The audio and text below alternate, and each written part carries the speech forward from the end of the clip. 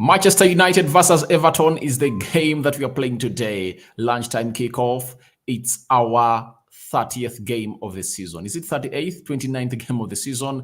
And that means we'll be left with 9 games to go to end our Premier League season. Welcome to United Matters channel. How are you guys? And where you watching us from? I go by the names of Rock and David. Smash the like button, comment and share. If at all you're watching us for the very first time, endeavor to subscribe to this channel so as not to miss out on stories that we do upload in here on a daily. As we speak now, the manager Eric Ten Hag is going to hate to name his starting 11 of Manchester United, and I've seen Nachitende Esther just worried about Harry Maguire playing into the central defense of Manchester United. And without further ado, let's throw it onto the screen and see who is into the starting 11 of Manchester United. David De Gea, Harry Maguire is the captain of the day.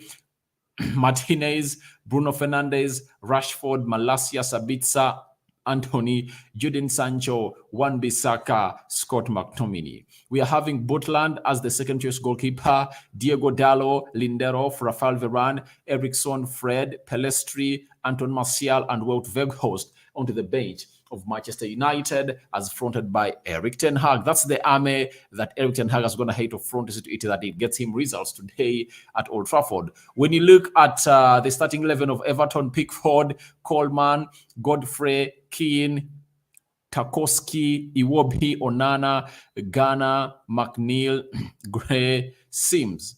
Substitutes include Begovic, Peterson, Holgate, Mina, Milenko, Maupe, Davies, Cody, and James Garner, formerly at Manchester United, but now he's playing in for Everton. He was sold from Manchester United to Everton at £15 million in the summer of 2022. So that is the starting 11 of both teams, that is Manchester United and Everton. Now, changes have been made by Eric Ten Hag.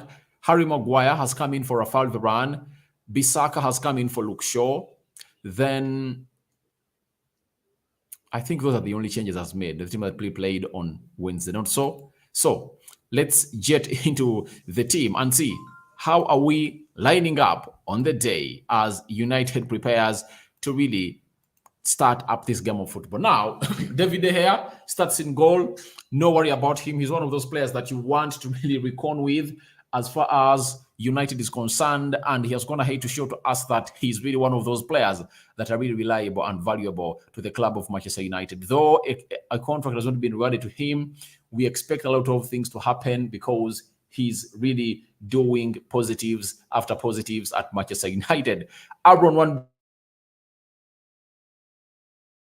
so he made it to the bench as we played Brentford. Ten Hag has told him, please, Dallo has played the previous 2 games. Now it's your turn to come in and really play some minutes into this beautiful game of football. And Bissaka comes in through to play to that position. So I think Nachitende Esther is just beaming with joy. There is James Donker from Ghana beaming with joy. They really like Bissaka a lot. For me, I love both of those players. To me, whoever is fronted in there for you, I'm okay with that player. But I always hate it when people come out, when Bissaka doesn't play and we lose a game, and they come out and really put all the claims of us losing the game of football on the shoulder of Dallo, like the game of Newcastle. I was asking myself, why are people coming out and slating Dallo? What wrong did he do? You know, even in the game of Brentford, there is nothing bad that Dallo did that game.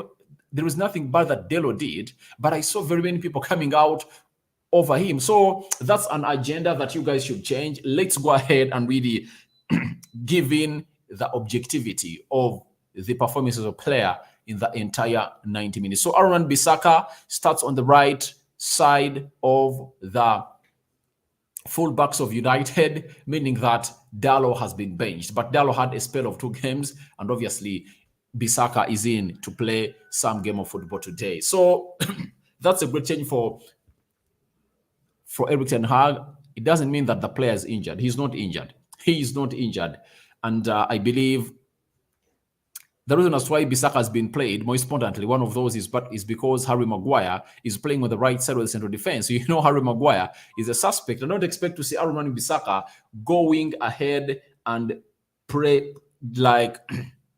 doing very many progressive runs because he's having a suspect known as Harry Maguire, onto his side, and his pace should help Harry Maguire a lot because Harry Maguire is always a person that we've seen coming in through and not having a lot of pace onto him.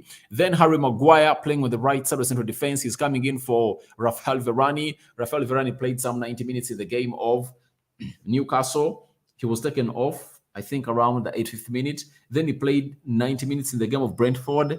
And as we're having a game on Thursday, I expected Rafael Varane to be rested because you can't make him play 3 consecutive games. So that means Harry Maguire is in for him, but I thought Lindelof would come in through because in the previous 2 games he played against Newcastle and Brentford, Lindelof has been always coming in through, but Maguire has been given a chance to play. So let's wait and see whether he lets us down or not. But obviously, I'm worried about him. Lisandro Martinez playing on the left side of the central defense. He's solid. In the game of Brentford, he was one of the best performers on the field of play. Though to me, I gave my man of the match to Sabitzer. But if at all anyone came in through and said Lisandro Martinez was his man of the match, I wouldn't come out to really doubt because he was one of the best performers on the field of play. Tyrell Malacia is playing on the left back of Manchester United, and he's coming in for Luke Shaw. Luke Shaw is injured, though it's being referred to as a simple muscular injury, and he was taken off in the game of Brentford as a precaution. That's it.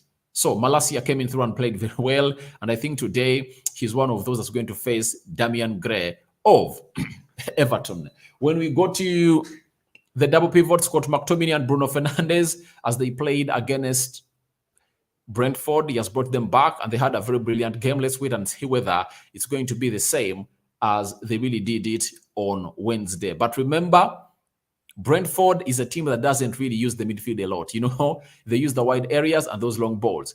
But Everton is a team that is really having some strong presence in the midfield, though Dokore was red carded in the game of Spurs and is really a big miss for them into this game of football. Now, Anthony is being played as a right attacking midfielder. Sabitzer, central attacking midfielder, a position that suits him better according to how he played against Brentford because he even found himself having an assist.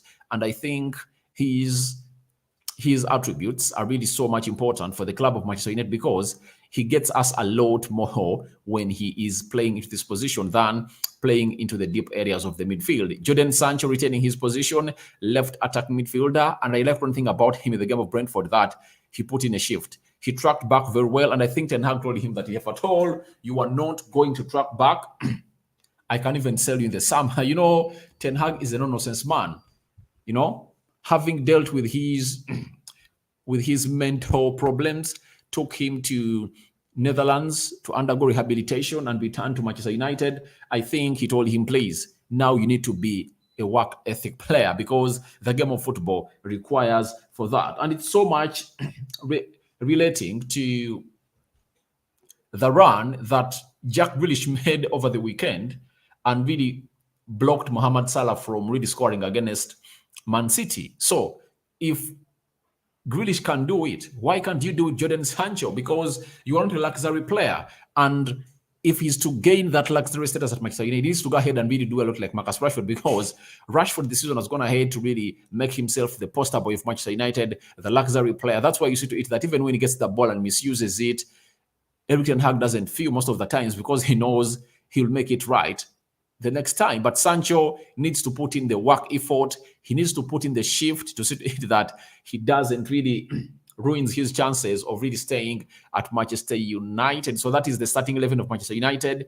3 changes have been made by Erik ten Hag. Bissaka for Dalot, Varane out, Maguire in, and Luke Shaw out, bringing in Tyrell Malacia to get the job done and dusted into that position of Manchester United. So smash the like button, comment and share, and let's go a little bit into your comments. I'm having Nachtende Esther Maguire. Oh no! I'm also perturbed why Maguire has been fronted in this game of football, but it's all about Erik ten Hag. I thought Lindelof would have done a better job, but there is no aerial presence. See? You know, if at all there was aerial threat from Everton, you'd have said it was okay for Erik ten Hag to bring in Harry Maguire, but Calvert-Lewin is injured, not even on the bench of Everton. So what is the reason of really fronting in a player who is really having the aerial presence? Because there is nothing like aerial threat coming in from Everton, but the manager is really making his decision, and you just have to back him because he has gone ahead to do all those season in, season out, and we've gone ahead to win very many games. I'm scared of Harry Maguire. All right, I'm too scared, but let's wait and see how that happens. And I'm having Amidu Kamara. Hey, bro, good morning from Silarion. All right. Silarion, it's good morning. This side, it's good afternoon. So, good morning, good afternoon, everyone watching in from Silarion. Then Kamara, and then we are having Gordon Muhwezi. God save our team. All right. I think we are winning this game of football. I mean, this Maguire coming in through, we are going to go ahead and really win. Then the Prada reacts. Why Harry Maguire where? Head Bissaka. But brother, how much is optimization? YouTube, let this lad of mine steal me. Just give me an idea. Optimization is free. Optimization is free. And one thing you should do is that just continue uploading videos and doing content. That's it. You'll get the followers, you'll get the subscribers.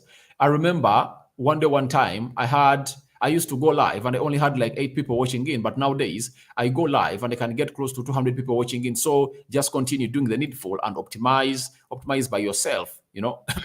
Sasso Firala, Abele Niboye, Sell Harry Maguire, and Dalson. You're taking Dal, guys. Everyone who thinks that Dalot is going to be sold by Erik ten Hag, you are daydreaming. Dalot is the first choice right back of Erik ten Hag. That's it. You know, he only fell deep in form because of the injury he got. But we all believe that before the World Cup, Dalot was one of the best right backs in the league. You know that very well. But selling Harry Maguire is really going to be hard because it will call for Harry Maguire wanting to leave Manchester United, because if Harry Maguire doesn't want to leave Manchester United, he'll call in for a salary of £200,000 a week from the team that's going to sign him, and no team can give Harry Maguire that amount of money. So it's all onto the plate of Harry Maguire, but the manager, Erik ten Hag, wants him out. That's why he's calling in for the signing of either Julian Timber or Kim Min-jae. That's it. Nachtende Esther, I don't have a problem with Dalot, only that when we need to defend, Bissaka is the best. Look at the first goal Newcastle scored. Dalot wasn't in position, but that's a lie. Dalot was not in position, but he was in the mouth of the goal, standing in between 3 players of Newcastle. You know, that first goal of Newcastle, we conceded because of Scott McTominay. You know, the team was in transition. Scott McTominay gets that ball and gives out a blind pass. That's it. And they passed into, I think, is it Longstaff? He goes in for the back post. Obviously, stuff happened, but the person to blame was Scott McTominay. The goal we conceded against Newcastle, Scott McTominay was the cause. And to me, we lose that game because of Scott McTominay. That's it. John Biamokama, thanks, brother Harry Maguire. Why not Lindelof? John here in Mogadishu. That's it. You know, Harry Maguire is a calamity. We all have to admit he's a calamity, and no one wants to resonate with him. Yeah, but you know, not until Ten Hag gets a competent backup of the run, that's when we really get Harry Maguire out of this conversation. But if at all Erik ten Hag has not gotten a competent backup or competitor of Rafael Varane, then you're going to be into this Maguire stuff, because you don't want to see Harry Maguire start in your team. That's it. You don't. But we all know the player that's supposed to be playing there is Rafael Varane.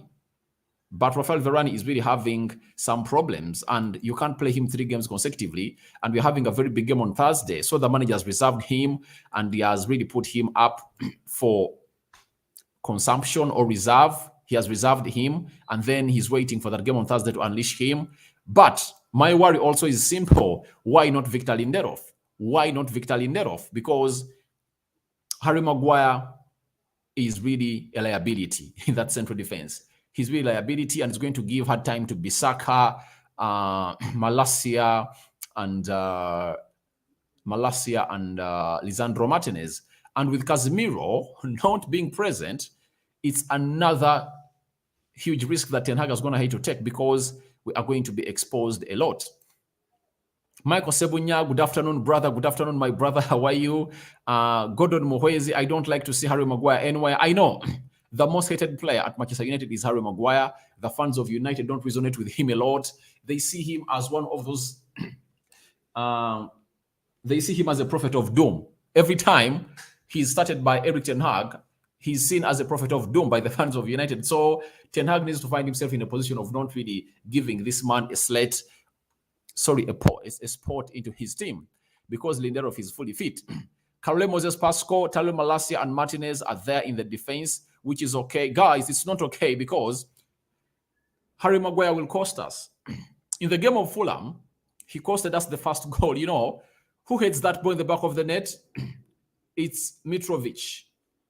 You know? Sorry, it's not. He never headed that ball in the back of the net. He hit it. But who is supposed to be marking Mitrovic? It's Harry Maguire. That save that David De Gea does to save us from going 2 goals down, Mitrovic gets a free header. Who is supposed to be marking Mitrovic? It's the tallest defender that we have at Manchester United, Harry Maguire. Where was he? You know, I have a lot of scenarios that I can come in through and really front into your face or throw into your face that show how bad Harry Maguire is. Even if you're having Tyrell Malacia, Lisandro Martinez, it's not enough, you know, for the central defense. It's all about partnership. That's it. You know, way back in the game of football, we used to be having what we call the twins, number 9 and number 10s leading the line, the 2 forwards. Nowadays, teams play with 1 forward. The only position that is left in the modern football with a partnership, it's all about the central defense. Central defense is all about partnership. Lisandro Martinez complements well with Varane or Lindelof, but with Harry Maguire, they never act well together. So even if there is Tyrell Malacia or Lisandro Martinez, that is not convincing enough for me to really give him a benefit of doubt, and that is Harry Maguire. I hate to see him in my team. Live from Uganda, Pearl of Africa, Gordon Muhwezi, thank you for watching in. Then I'm having Lucky Eddie Obelon. Hello, Rokani. Thanks for the show. Following up from Entebbe, Uganda. All right. Thank you for watching in from Entebbe, Uganda. Kitaita Julius. Let's go, United fans. All right. Let's go and really see to it that really getting these points and really capitalize onto our 3rd position, because if at all we win today, we are going to be 3 points ahead of Newcastle. Newcastle is playing against Brentford later on the day. Michael Sebunya, brother, please update me about United transfer news in the summer that are expected to happen. A striker is needed. Options are Harry Kane, Hojland, Goncalo Ramos, Victor Osimhen, Benjamin Sesko. Those are the 5 targets that Erik Ten Hag is really looking at. And if at all they get him 1 player, he'll be very much happy. Central defenders with right foot, Disasi, Kim Min-jae of Napoli, Julian Timber. He wants one of those. Right back, Frimpong is one that is looking on too. And when you look at the Casemiro backup, Ruben Neves, Frankie de Jong, who else? McAllister, because McAllister plays all the 3 positions of the midfield. He can play as a CDM, central attack midfielder, and so on and so forth. So that's what we are having right now from the United transfer news. Then I'm having Carole Moses Pascal. I'm sure today we have 3 points in our bag, 3-0. Yeah, I know we're having some good points with us because of the presence of even Eriksson on the bench, because he comes in through and obviously gives us an option in that midfield. You know, he's going to give us control of the game. If at all things are not going on well, he can come in and really create an assist. If we are leading, he can come in and really give us protection of our wins. So I think I'm seeing 3-0, all 4-1 for Manchester United. Although people are really so much worried that it can end 1-0, I expect goals to go in a lot, because the confidence that we needed of not scoring goals came back in the game of Brentford. And I think we are going to go ahead and really score very many goals against Everton, because Everton is not in the level of Brentford. Then Lucky Eddie Obelon. I'm Arsenal fan, but good luck. United 3 in favor. All right. Thank you very much for watching in through, Lucky Obelon. Thank you for keeping it United Matters channel and Rokan Media Football. Guys, there is another channel I hold. it does news of other teams known as Rokani Media Football. You can find me there sometimes. Then Bamwichi Derek, this is Afande Derek from Uganda, Man United Oye. Thank you for watching in. It's always nice having you on this channel. And I'm having Michael Sebunya. I think McAllister is right, man, if we don't get De Jong. All right, you are right, because McAllister has really gone ahead to really perform very well at Brighton and is playing in what we call a total footballing team under De Zerbi, meaning that he fits the style of Eric Ten Hag, as proved into that squad of a man known as De Zerbi. Now a little bit, let me throw you into what Everton has come in with at Old Trafford. Not so? Because I've shown you what United has brought, then let's see what does Everton have for us. So Everton are having Pickford in goal, Coleman, right back, Keane and Tarkowski, central defense, Godfrey, left back, Idrissa Gueye, central defense midfielder, Damian Gray, right winger, Amewobi and Onana, attacking midfielders. Then McNeil is our left winger. Then Sims is leading the line in there for you, meaning that Sancho is facing Coleman, Rashford is facing Tarkowski and Kane. Then Anthony is facing Godfrey, you know? So let's wait and see how that's going to happen. Malacia is going to face Damian Gray. Bissaka is facing McNeil. So Sabitzer and Bruno Fernandes to face Iwobi as Scott McTominay faces Idrissa Gueye. That's the starting 11 of Everton. But for Anthony, I don't want to see him really breaking off. Let him take the chance. You've been given a chance to run through. Why do you look backwards? Don't break. Just go ahead and do the needful and obviously kill off the game of football, because those are things that we should be doing to kill off the game of football. Everton won't survive. I also believe Everton is not surviving today because this has been turned into a fortress by Eric Ten Hag. We last lost a game in the Premier League on the 7th of August when we lost to Brighton. So I think we are going to win this game. We are winning it, and I don't see it as a game that's going to be hard. That's it. Though most people are really anticipating for a hard game at Old Trafford. Guys, we need to celebrate Easter in a very favorable way. So I don't find ourselves in a position of losing to Everton. So smash the like button, comment and share. If you're totally watching us for the very first time, and never to subscribe to this channel so as not to miss out on stories that we do upload in here on a daily. But it will be remembered that Marcus Rashford has gone ahead to score 15 goals. Not so, Rashford. In the Premier League, you're having how many goals? 15 goals and 3 assists in the Premier League. So he has played 28 games. And he's having 18 goal involvement. So today I expect him to go on the score sheet today. I expect him to score again today because he's the man who is really on fire. Anthony is improving these days for sure. For me, I think Anthony is blowing hot and cold. Let's call it that way, because he's just a player who will come in and really put in performances, especially when he comes off the bench. But when he starts, he's looking ugly. That's why yesterday I did a live video, though most of you, I think, never watched it, as Amad Diallo scored a brace for Sunderland as they beat Hull City. And I said, I would love Amad Diallo to return at Manchester United and obviously do the needful and pile more pressure onto Anthony, because that's the only thing he's going to really do to really find himself in the competition that we deserve, or that we really think he's going to make him a better player. But I think he's improving, but I really see him as a person who is really too selfish. He's going in for colors most of the times are really uncalled for. That's it. He's a player that keeps us not sure of what he's going to do, you know. Yet I think with his way of cutting in, he would go in for an assist sometimes, you know, that line breaking pass. And then later he goes in for a color towards the far post of the goal of the opponent. But him going in for those colors makes him predictable. And I hate it when a player is predictable, you know. I hate it when a player who is supposed to be so much industrious and proactive and direct, doing that stuff that puts him into the zone of being predictable. So I hate it, and I believe we just find ourselves in a position of really calling in for the Almighty Lord to come in through, and obviously the need for the club of Manchester United, because Anthony, blows hot and cold. He blows hot and cold. I'm having Gawela Humphrey, 3 Manchester United, 0. 3 Manchester United, 0 Everton. Yeah. But with Harry Maguire, keeping a clean sheet is going to be hard. You know, he's a suspect. He's a suspect. The last time he played for us, Mitrovic had turned him into an avenue, you know. So I don't trust Harry Maguire. That's it.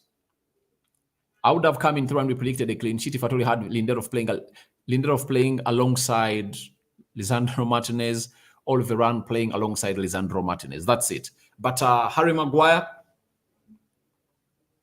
I'm pessimistic about him. That's it. I think that's the right word to use because he's really that player who will never, never, never get you hope of really doing the needful for the club of Manchester United. And today, Marcus Rashford makes his 350th appearance for the club of Manchester United, and he has gone ahead to score 122 goals. That is Marcus Rashford, meaning that he's really on fire and he's not willing to stop. See to it that it takes us to the levels that we deserve to be as Manchester United. I'm looking for certain quotes for Erik ten Hag here. UTD. UTD, where are you? All right. First is Bruno Fernandes. Bruno Fernandes Borges. He's saying that we have to make it tough to play against us at Old Trafford. We have to do it again and again. We want to push as high as we can, as we know which position we want to be at of the season, meaning that he's really wanting us to really make it a fortress and obviously win the game of footballs, the games that we're playing at Old Trafford, and we need to register wins after wins at the club of Manchester United. That is our home, Old Trafford. Ten Hag turning it into a fortress that most people are really afraid of coming in through to do the needful. Ten Hag has gone ahead and really talked about has gone ahead and confirmed to us. So Erik ten Hag, just waiting to see what he's saying. Right now he's on TV, and I cannot switch on the volume on TV because it will distort us, but I'm waiting to see what he's going to say about this beautiful game of football they're going to play today against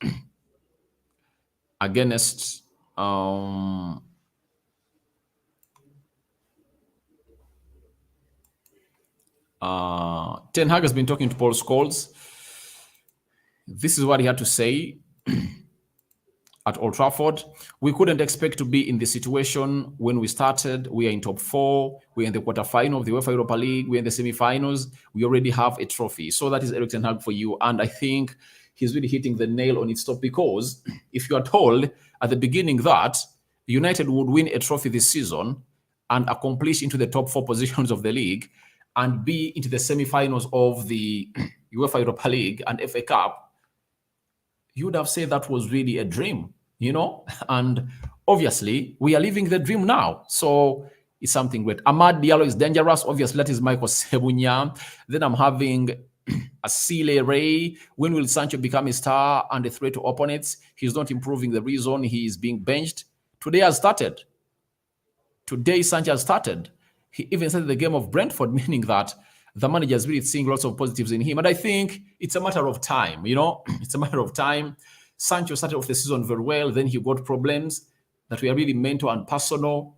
Went to Netherlands. Then he got back. So I think you cannot have a season up. You cannot having a season of your life if at all you're having such problems. That I believe Sancho is one of those players that we're going to be really so much praiseful about in the coming season.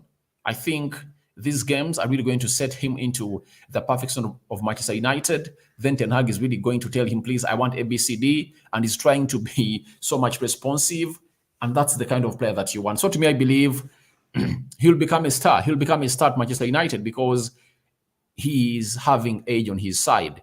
22, 23 years of age. That is Sancho. I think he's still young, and Ten Hag can turn him around. If Bissaka has been turned around by Erik ten Hag, then why Sancho? I'm Bruce from Uganda. United 4. United 4. Everton 1. All right. Thank you for watching in through. Thanks for your prediction. Then I'm having Michael Sebunya. When is Greenwood returning? Amad Diallo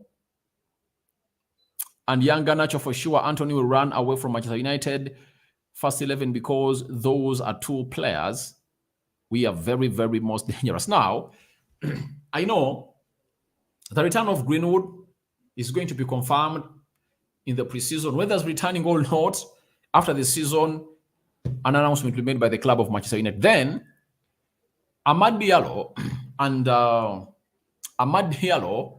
and Greenwood, if they return, they might push Anthony to reach his ceiling or to hit his potential. That's it. So, because there is a lot of talent in Anthony, he has the potential, but he plays like he knows no one is going to compete with him. So, we need a person who's going to come in through and obviously orchestrate exactly what Ten Hag wants that will keep us in that level. Then I'm having the Prada reacts 3-1 United. Thank you for watching in through. So, guys, thank you for watching in through. I sign out for now. See you later. We are going to catch you next after the game of football is done with what we call the match reaction. I'm out.